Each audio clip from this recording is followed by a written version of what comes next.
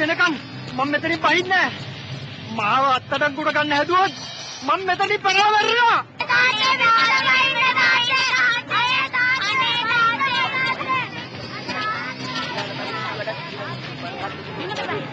කරුණාකරලා බිමට පහින්න. විල්ලියම් ගැන බහලා කතා කරමු. අනේ නාත්තේ මෙයා මෙතනින් පැනලා මැරුණොත් මම මේ ළමයි දෙන්න අනාථ වෙනවා.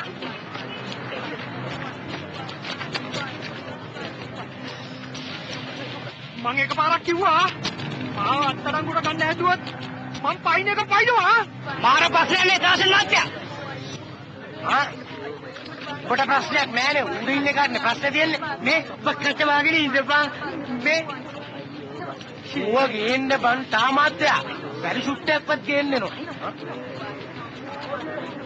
අනේ අපිව අනාථ කරන්න නැතුව බිමට බහින්නකෝ. අනේ තාත්තේ බහින්නකෝ. රත්තාව නැතුව ජීවත් වෙනවට වඩා හොඳයි මැරෙන එක.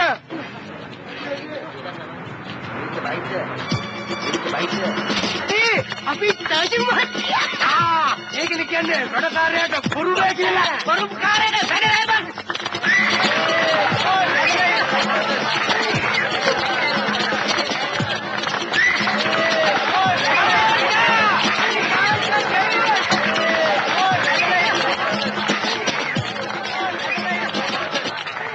කදාදීනේ අයියෝ සුළු දෙයක් නේ මේව වැඩද අන්න වරගන්න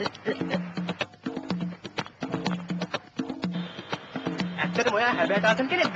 හැබැයි තාසන් මාගේ ගෝලෙක් මගේ නම තාසන් එච්චරයි මන් දන්නේ.